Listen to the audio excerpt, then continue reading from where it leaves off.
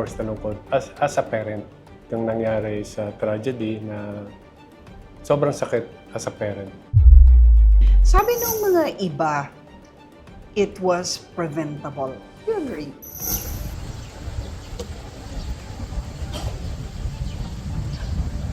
Madaga dito, ano ba lang? Preventable in a way na siguro kung sa swimming pool kayo nag-training, it's very preventable. Ako during my first year, as in huminto ako. Bakit? Kasi coming from high school, iba yung training. Halos ko nun, subuka ako nun sa pagod. It's a physical sport, ma'am. So kasama yung sasadyain kang saktan. And you need to be tough. Ngayon, tinitingnan din kung was this a form of hazing? Hindi naman, ma'am. I don't think na ganun yung hazing.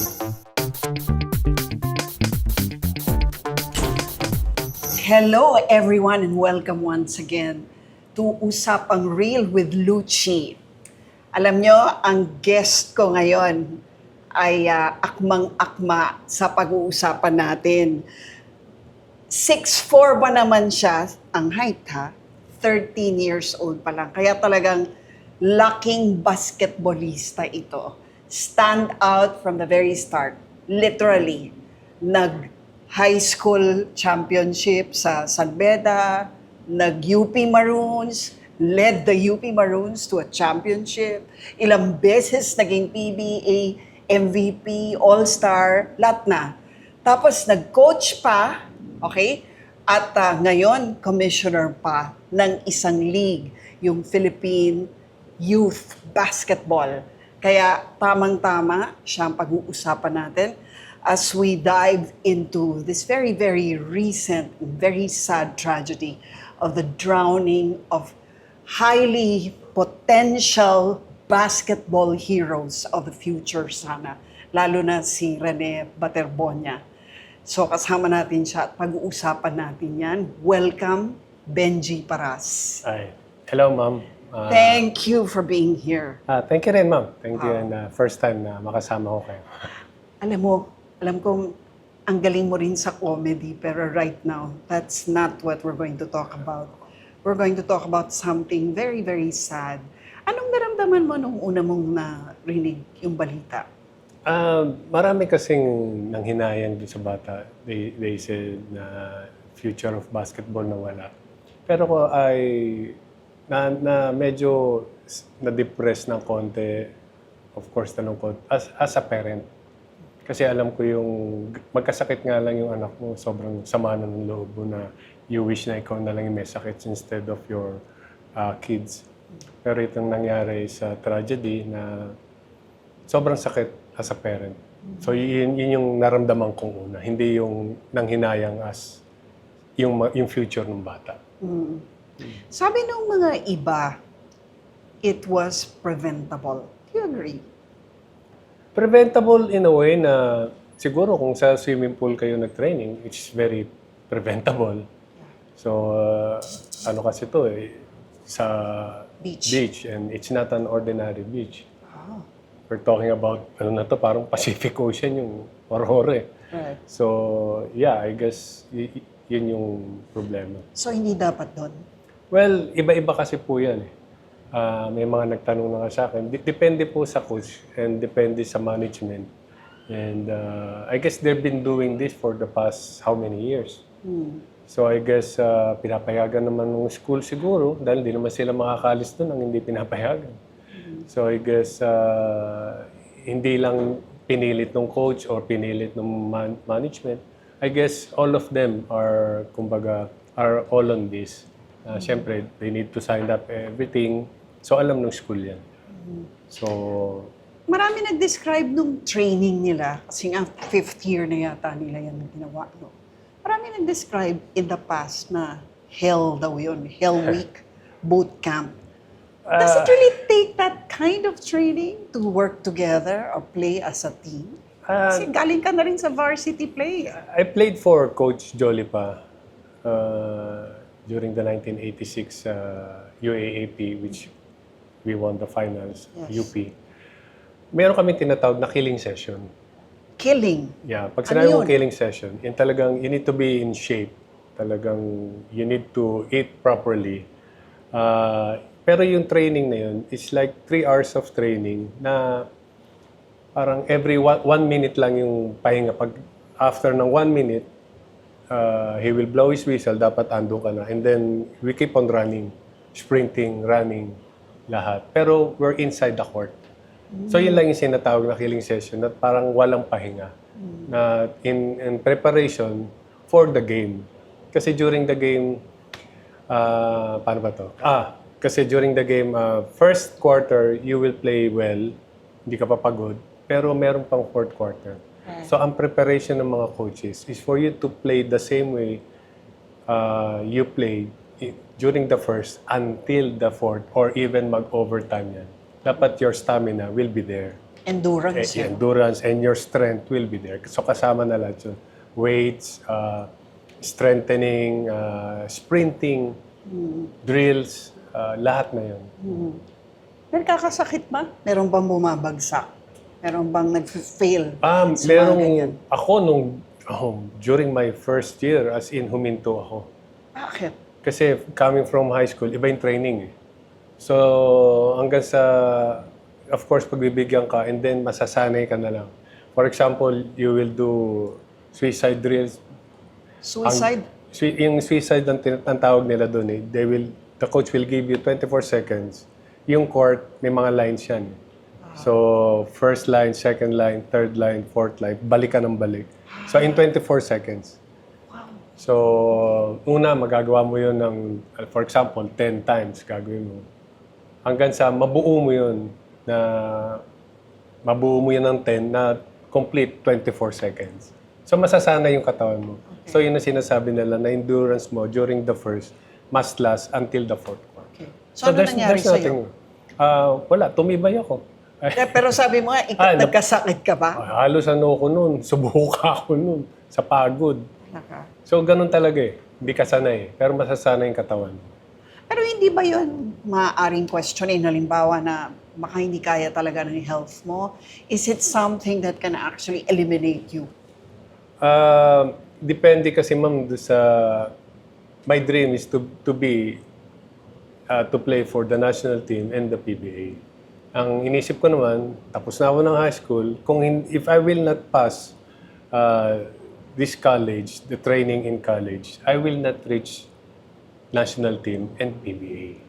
So I need to finish this. So goal-driven So this is my goal. Kailangan kong matapos yan. So hanggang sa nasanay ka, it's like swimming. Yes. Una, hindi ka makahinga, nagsiswimming ka, di ba? Until na kaya mo na. So ganun din. Pero yung mga ganyan, meron ba kayong mga medics, may mga doctors ba doon? May mga, alam mo yon, just to make sure na walang nag-overdo. Kasi baka mamaya, hindi alam nung iba na meron palang sakit sa puso. Ay, hindi mo masabi yan di ba? Sometimes somebody can be so strong. No, meron naman kasi kaming clinic malapit. So, yun lang. Pero walang medic. Parang sa mga teleserye dati, wala namang medic doon. Until nag-Eddie Garcia. Yes, opo. No, that's true. But we learned from that. Yes. And it was very costly, di ba? Is that something you think that could have been missing in this Ateneo tragedy? Siguro, Would it have helped? Yes, of course. Kung merong medic doon or kung... Ganito kasi yan, ma'am. May ginawa kaming teleserye.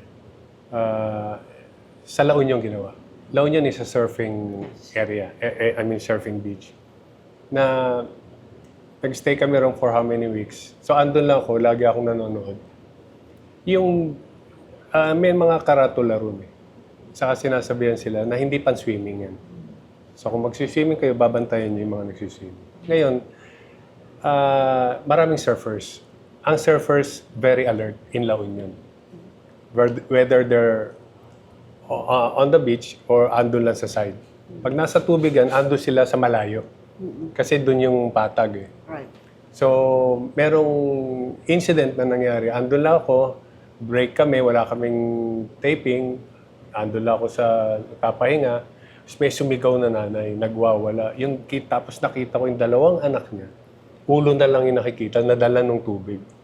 Alam mo yung surfers, dalawa, tumalon, tapos yung surfers na andun sa malayo, nagsalubong. Nakuha yung dalawang bata. Sabi sabihin, alert sila. Pag ang area mo ganun, ang mga surfers alert. So, I guess yung nangyari sa kanila, parang medyo hindi siya surfing area. Kaya wala mga masyadong surfers. So kung may mga surfers doon, I'm sure, na-save mo yun. So saan kaya nagkamali? Is it the location, the choice of it? Kasi ma'am, parang ginawa nila dati yan, and for how many years, wala namang nangyayari. Correct. So siguro ito lang yung accident na, ganun din naman kasi ma'am, di ba? Pag may ginagawa ka, like, during our time, wala namang medic during sa mga taping, shooting, wala namang medic noon. Nasasanay kayo, wala namang nangyayari until may mangyari. Exactly. So I guess yun, naging kampante lahat. Oh. Na we've been doing this for how many years? So you're assuming na nothing will happen bad. So Okay, the bigger question is, kailangan ba ng ganon para maging malakas na team or magaling na player? ang sa akin man, parang depende talaga sa mga coaches. Eh. So I guess si Coach Tab, I guess, yun yung isang way niya. Siguro parang kasama na rin yung team building. And sinasabi nilang kasi parang military training, parang brotherhood yun eh. So tulungan eh. So I guess yun yung gusto niyang gawin aside from hard training. So kumbaga yung brotherhood nung team. So yun yung nakikita ko. So siguro kasama na rin siguro doon yung good time. Ando na rin lahat. Di ba? Yeah. Well, as a result of which tuloy ngayon tinitingnan din kung was this a form of hazing? Tingin mo? Ay, hindi. Hindi naman, ma'am. I don't think na ganun yung hazing. Kami naman kasi, mga tayo namin, puro kami kalokohan lang. Na like yung mga bago, pinapasayaw lang, nagsasayawan. Sayaw, no? Walang magawa. Pero mga PBA na kami noon. Nagtitrip lang kami, pero we're having a good time. Yung mga rookie, sila ilang rookie dyan. Sasayaw kayo. So, ganun. Pero I guess sa kanila, yung hazing man, di ako naniniwala. Okay. I don't think na merong hazing. So you think that this was also parang with good intentions? Walang... Good intentions na it's an accident. Siguro, kasama na natin yung merong kapabayaan na walang nagbabantay or, di ba? Pero okay, nabanggit mo na rin lang yung goal mo bilang basketball kahit bata ka pa. Tsaka yung team building and the need to form a solid team na talagang hindi mahihiya, hindi matatakot, hindi kakabahan, whatever. Ganun ba talaga ang spirit ng game? It's a physical sport, ma'am. So, kasama yung sasadyain kang saktan. And you need to be tough. And kailangan mong bumawi rin. Para ipakita mo, hindi mo pwedeng gawin yan. Kailangan maging matapang ka. At pag hindi mo kaya, mayroong mga teammate na tutulong sa'yo. So, yung tinatawag na brotherhood, nakita mong yung maliit, nakakawawa, tutulungan mo yun. So, yung iba naman, sinaktan mo yung teammate ko, ready ka. Iba mananakit sa'yo. So, ganun lang yun. At the end of the game, walang personalan. It's all part of the game. Kasi, hindi naman ito, nakashoot ka, magaling ako sa'yo, nakashoot ako, naiwanan kita. Hindi yun eh. So, it's more on talagang physicality. Iba ang laro. Pero sabi daw, yun na nga, yung team building, part of it is really to promote mental toughness. Yes, ma'am. Katulad ng sinabi ko nga, nung nagkaroon kami parang sinatawag na killing session, pero yun, kasama na yung mental toughness nun. Na yung pressure, you need to handle pressure. Kasi hindi naman pwedeng talented player ka kung wala ka namang puso. So, kailangan ma-develop mo lahat yun. Yung talent mo and yung tapang, lahat magkakasama yun. So, you need to handle pressure during the last minute or a crucial game. Okay. Okay, now let's talk about varsity life as opposed to professional life. Kasi parang ang sinasabi nga ngayon, driven din yan itong rivalries among the universities competing in the UAAP and also to a certain extent NCAA now, no? Na grabe, even the alumni are behind all the universities. And ngayon, naririnig pa natin may mga corporate sponsors pa, although in the guise of foundations, no? Bakit dumarating sa ganitong punto na yung dapat sana ay varsity level, tinuturuan lang natin mga kids to find their place in sports, if indeed that's their intelligence, no? Pero bakit pumupunta dun sa puntong nagiging pera-pera and nagiging drive for a career, for fame, for everything else outside of just being an excellent player? Well, as an athlete, kaya lang naging athlete ako during the 80s. Medyo malayo eh. So Bakit? yeah, yung time na yun, okay, give you an example, ma'am, na pumasok ako ng UP, my allowance is 1,000 a month. Okay. So, Malaki ba yun in 1986? Medyo, no? Malaki na yun. well, I mean, for a student. Okay, hindi naman yung malaking, oy, may pera ako, let's go, gimmick tayo. Hindi gano'n. Pera lang. So ngayon, pinapayagan nilang yung mga varsity players to play outside. Like we have this PABL, Philippine Amateur Basketball League, Yes. na it's a corporate league. So players are being paid. Okay. So pumapayag sila. Okay. So at that time, ang sweldo ko yata noon is 2,500 a month. Okay. So that's 3,500 na. And then luckily, nakuha ko for the national team. Okay. At in time na yun, ang sweldo namin is parang 2,500 yata rin. Okay. Pero nag-aaral ka pa noon? Nag-aaral ako. So, I practice as early as 6 in the morning sa Rizal Memorial. And then after that, I'll practice 12 for the, 6 for the national team, 6 a.m., 12 o'clock, 12 noon for the PABL. And then after that, I'll go to school. And then 6 o'clock, practice for the varsity. So wala na akong buhay nun. So 3 times a day nagbabasketball ka? Yeah. So if you will ask me na dapat ba yung mga players ganito na malaking sinikita, Oo. I'll say yes. Kasi ma'am, we abuse ourselves. Pinapatay namin yung sarili namin. Hindi kami ordinaryong tao. Na even mga boxers, swimmers, volleyball players, lahat yan inaabuso yung sarili. Kasi like yung katulad nga sinasabi namin, meron kaming killing session na kailangan mong tumagal, ganyan. Kumbaga, meron limit yung ano namin. And ang problema pa, pag nagkaroon ng injury, that's it.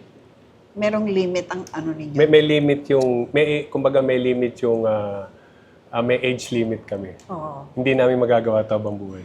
So hanggat kaya namin, we will do our best, we will sacrifice, we are committed with the team, any team. So sa akin, dapat talaga nababayaran yung players. May nako-compensate yung pagod at hirap namin. So para sa akin Oo. ngayon, Ano yung kultura nung liga mismo?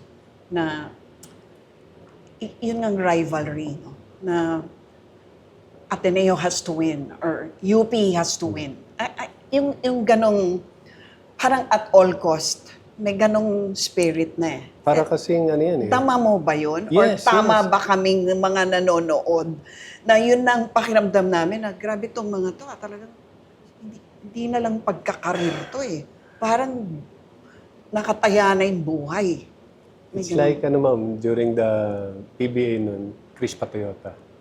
There's no other team during that time. It's Yes. always Crispa Toyota. It's either Crispa ka or Toyota ka. Anong team mo?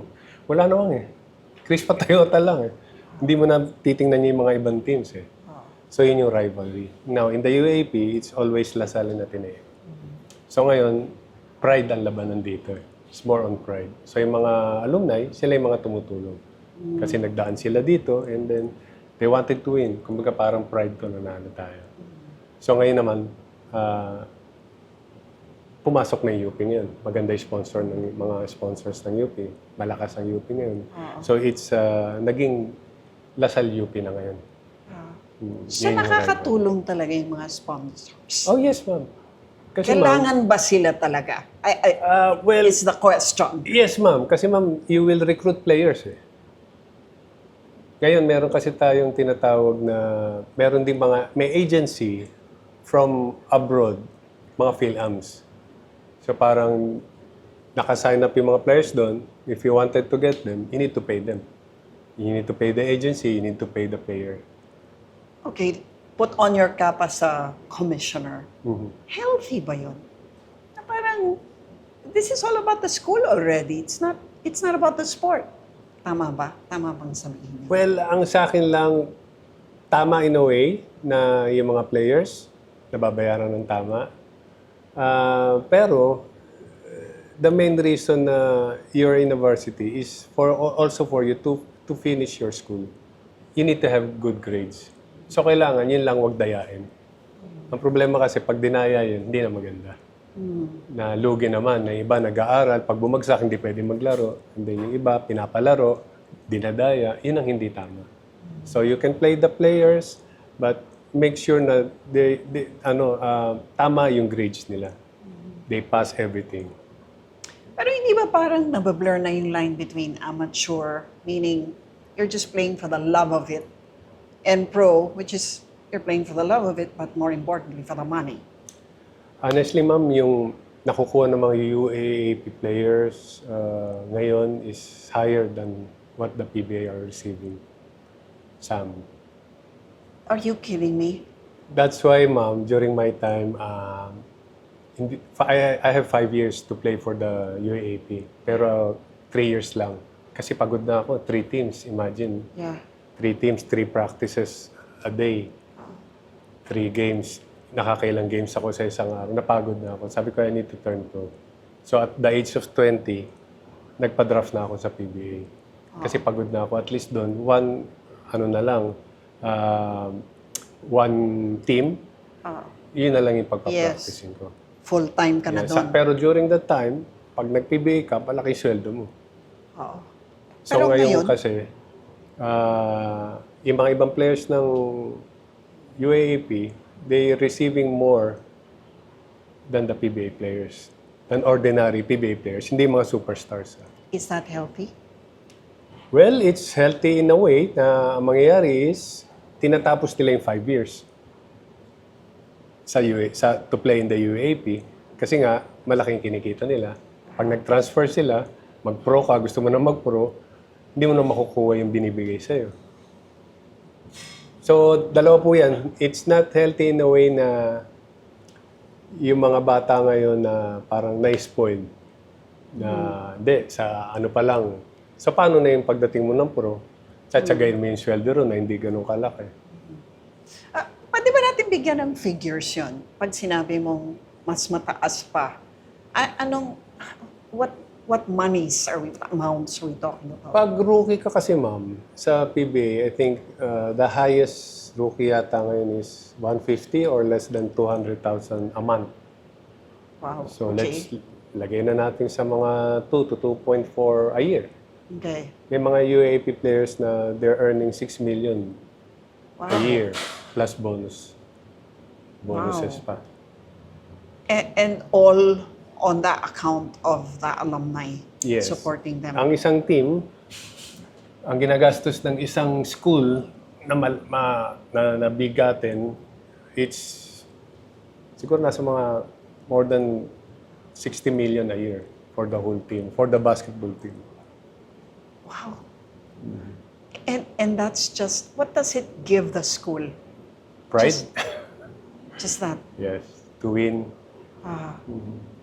But it doesn't necessarily teach values. Diba? Do you agree? Well, sa akin naman, yun nga sinasabi ko, okay lang yun. Kasi yung mga players pagod, nasasacrifice yung sarili nila, pinapagod nila yung sarili nila. Athletes are not normal people.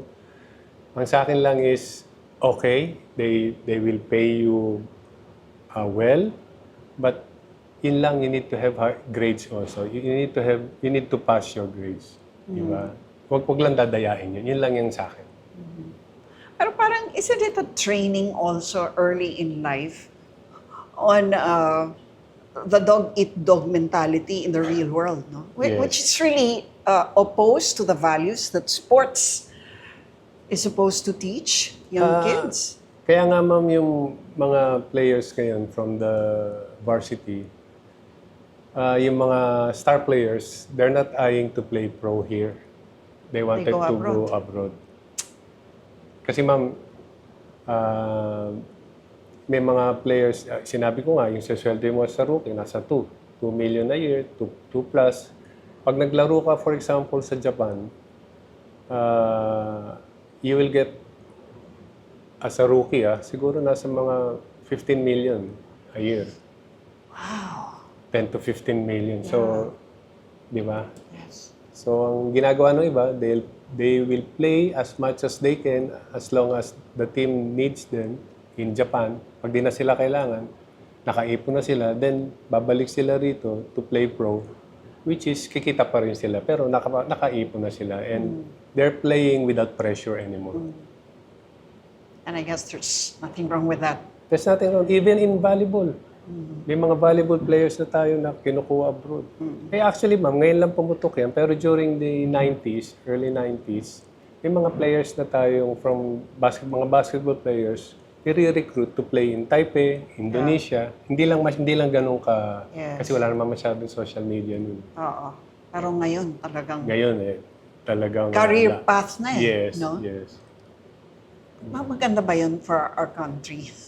Kasi lumalaban pa rin tayo. Nagsisikap pa rin tayong maggilas, right? Panalo. Yes, ma'am.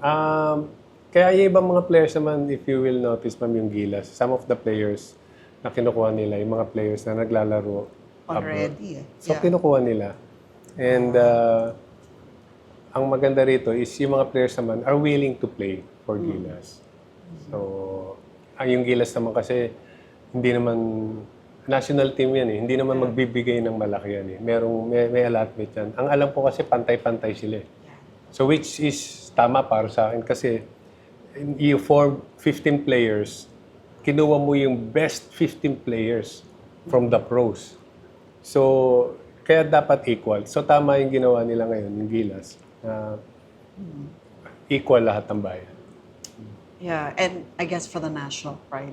Yes. But okay, going back to the tragedy of Baterbonia and Adili, anong tingin mong impact nito or effect nito sa mga batang gustong maging basketball player? I'm pretty sure naman, maintindihan naman nila yun na nangyari ito, hindi sa court. Hindi sa basketball court nangyari ito. So hindi sila matatakot. So, nangyari ito sa ibang lugar, sa beach. So, it can be prevented. So, yung impact lang nito is, of course, andun yung pangalan ng school eh. So, magiging mangyari niyan is parang accountable yung school sa nangyari. Yung Ateneong dehado dito. Eh. Yes. So, ngayon, ano ba mangyayari? If you're an athlete, nire-recruit ka ng Ateneo, will you still go there or what? Pero kung titingnan mo naman, on the other side, it can be prevented, hindi nangyari sa court, so there's nothing wrong. Kumbaga, hindi ka matatakot ng gano'n, na may baka sa'yo mangyari din. Pero hindi kaya sabihin ng mga bata ngayon, ayaw na mag-team building, tama na yan. Ang team ano naman yung bootcamp na yan? Ang team building naman, ma'am, matagal na eh. Nung time namin, ma'am, ang team building is... Well, team building in itself naman okay lang. Walang diba? Pero training pag bootcamp bootcamp levels, diba? Iba yun eh. Siguro, depende rin eh. Kasi siguro meron ding fun dun eh. Na parang, nung time ko kasi gusto ko ng merong challenge. Lagi akong na-challenge na even in playing, dumating yung mga PhilSham dito sa PBA, na-challenge ako. PhilSham, which is... Yung PhilAm kasi, half Filipino. Yung mga... Yung mga PhilSham, yung mga Amerikano na naging Pilipino. Wala silang Filipino blood. In order to play in the PBA, kailangan half ka, 50-50. Nagawa ng paraan yung papers. At bago po tayo magpatuloy, huwag po kalimutang mag-subscribe, like, at magkomento. And please, stay till the end. So, you're now a commissioner also of the Philippine Youth Basketball. So, and you're saying na ang tinitrain nyo dito ay mga 11-year-olds 11 and up to 18. 18. So, So, mga may batang-bata. mga age bracket sila naglalaro. Oo. School-based and club team. Okay. So, nag-start kami last year. Okay naman, naging successful naman. Maganda rito kasi is inayos namin yung data analytics, which is if you're a coach na you want to recruit players to play in a school, university, Yeah. so you will look at their data analytics. I see. So hindi mo na kailangan during time namin na yung coach kailangan pa, may magaling sa Mindanao. Pupuntahan ko. Hindi na ganun eh. So, ito So ngayon. ito titingnan mo na lang and may mga highlights mapapanood mo rin. So, that's good. So, may data. You're providing that. So ngayon, nabibigyan ng chance. Kaya natutuwa kami, may mga players na nakuha at na naglaro sa club team, ngayon naglalaro na sa varsity. I see. So yun yung nakakatawa. Yun naman yung goal ko. Kumbaga parang giving back. Kasi nga, ang hirap din maging commissioner. No? The whole time, andun ako. Pero nakakatuwa. Nakikita kong galing nito and then, sasabihin ng kasama ko, nakuha na yan sa school. So nakakatuwa. Oo. And then not only for the players, but coaches also. Kasi makikita rin yung mga coach na yun na, kagaling nito. So pwede sigurong magbigyan ng chance to, mag-assistant, ganito, ganyan. So kumbaga pati coaches, meron ding chance to coach sa varsity or even sa pros.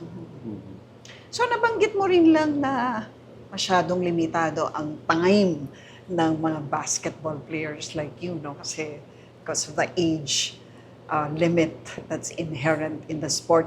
Ano bang future na ng mga basketball players like you beyond playing? What should they strive more to do? Is there any kind of training in terms of, or a career path training for them beyond basketball, the sport? Actually, ang sinasabi ko sa mga rookies na stay as a rookie. What I mean is, mag-practice ka. Kasi pag rookie ka, grabe ka mag-practice, grabe ka mag-training. Stay as a rookie. Huwag kayong bumarkada sa veterans. Bakit? Yung mga veterans medyo tamad na yan. So medyo magulang na yan. So, kung gusto mong tumagal, stay as a rookie. Kahit this is your 10th year, stay as a rookie. And you hang out with the rookies. Kasi lalakas ng resistensya yan. Sumabay ka dyan. Yung training, sumabay ka. So yun ang sinasabi ko sa kanila. And now, if you in the varsity, you're getting enough money, pagdating mo sa pro, nagsasweldoan ka rin, save, maging kuripot ka. You save and you invest. So wag kang, in yung business, properties lang naman. Passive income lang iisipin mo lagi. Don't think of any other business. Or kung meron kang sigurado, then go. Pero yun ang iisipin mo kagad. And also, tulungan mo rin, help your parents. Yung mga nagpalaki sa'yo, naghirap sa'yo, try to help them. Give back. Nice advice. Yeah. And finally, yung future ng basketball in the Philippines. Sabi nila, bakit ba ang pilit-pilit natin mag-basketball? Ang liliit naman natin. Of course, hindi ka kasama doon. Hindi ma'am, Sa mga actually. maliit. Although ngayon, ang ito, yung lalaki na height ko, masyado ng Sa sa ordinary na lang. NBA, di ba Yes. 7-footers na yung Even pinag-usapan? the players now in college, grabe, in the pros, Yeah. dito sa atin, ang lalaki na. Kasi yung position ko noon, 6'4", center na ako. Yeah. Ngayon yung position ko, guard na Guard na lang. lang. Oo. Pag sinabi so mong nagbabago rin ang genetics natin, Yes, are you saying? Yes, ma'am. Paano nangyari yon? Siguro, Diet? pagkain na rin natin siguro. Oo. Or, hindi ko alam eh. Yun sa akin yung factor, yung pagkain. And then, of course, yung iba naman na may mga lahi. Not pure Baka Filipinos. nag-mix na, no? Nag-mix na. Yeah. Oo. So, yun yung nakikita ko. Pero yung sa akin, sinabi nyo nga na pag tinatanong ibang mga players from other countries, pag naglalaro sa national team, sinasabi nila lagi, the players, the talent, the skills of Filipino basketball players, there's no question about that. Yun nga lang yung height. Pero yung talent andun daw. Yeah. So doon yung nakakatuwa naman. So I guess, kung kaya naman natin, di ba, andito naman tayo, very supportive naman yung mga ibang companies to support the Gilas. And also, meron na kasing naturalization ngayon. Yes. Nakakakuha na. So at least meron tayong, Imports, no? may kahit pa paano may laban. Pero how do you measure the PBA now, Benji? Kasi parang hindi siya kalakasan ngayon. I mean, it has seen its heyday. Kasi na ma'am, nung lagi ko sinasabi to, nung kasikatan ng PBA, yung mga tao ma'am, two reasons lang why they save money. To watch the PBA and to watch a movie. Okay. Di ba? Nung time natin, yes. di ba? Nung araw, mag-iipon ka, uy, nanonood ako, pabili akong ticket. Ngayon kasi, we're so occupied with gadgets eh. So, yun ay sumira sa atin. Yung gadgets, lahat ng mga tao, na nung araw kasi walang replay eh. No, I need to watch this kasi ganito, kailangan masimulan ko to from the start. Eh ngayon, No. okay, anong sinong game? Panoorin natin, mamaya na natin panoorin. So, andun na lahat. And then, yung mga bata occupied na nung gadgets.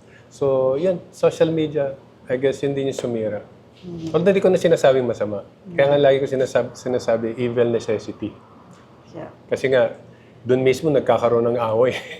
So, instead na yung mga bata ngayon na lumalabas, nakikipagkwentuhan, pag may problema, may kausap, ngayon, ilalabas nila through social media.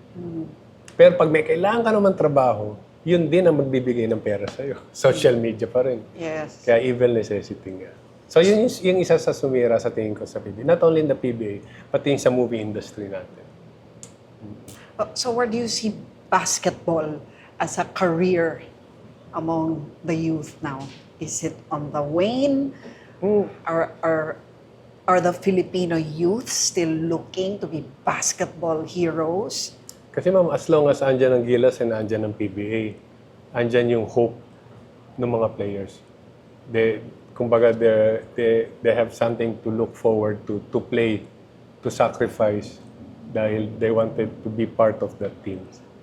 So, yun yung sa akin. As long as andyan sila, well and good. At bilang UP rin ako, gusto ko lang tanungin, where does UP as a varsity team stand in all of this? Nakakatuwa dahil during nung time namin, nanalo kami 1986, tapos during the 2022, nanalo sila, then nanalo ulit, so meron na tayong tatlo. It's a good thing for UP na laging nasa finals. Pero tumaas na ba mga bayad sa kanila? I guess, yes. Talaga, Yes, tingin mo? yes. Nag-improve na rin? Nag-improve na. Oo. Kasi hindi ka naman aabot sa ganyan pag wala. Talaga ba? Imposible. Imposible. Bakit? Siyempre, Di ba pwedeng honor student ako pagkatapos hindi ma'am. basketball player? Hindi. Kasi yun yung ideal eh, di ba? No, kasi ma'am, yung mga ibang varsity naman, ibang schools, yung mga players, grabe yung talent. As in, andun lahat. Kaya lang, of course, if you have the money, you can choose players. So, top players. Eh kung ibang varsity, so kumbaga, kulang yung makukuha mo, marirecruit mo. Di ba? So, ang nangyayari kasi, for example, ito yung number 1 team. Yung mga hindi kailangan na hindi nakapasok dito, yun yung time na pupunta sila sa iba. Yeah. So, ganun yung nangyayari. Kaya may nakausap nga ako na isang coach din. Nag-coach siya sa isang team na hindi ganun kalakas sa UAAP.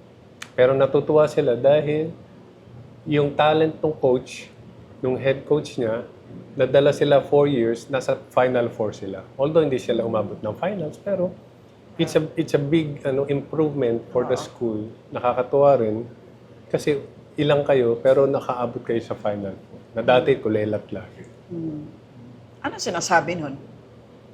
Well, kumbaga yung improvement, although hindi ka nakaumabot, kumbaga yung talent ng mga players, andun pa rin. Yun ang Meron pa mo, rin, yun ang yes. nahon. Kumbaga natuto yung coach, alam yung talent ng players kung paano gamitin. Pero hindi ba dapat ganun lang nga? Hindi ba enough yun? Bakit kailangan manalo? Bakit kailangan bondohan para manalo? Bakit kailangan maging number one, hindi lang sa academics, kundi sa UAAP or NCAA? Bakit may ganon? Again, ma'am, it's all about pride.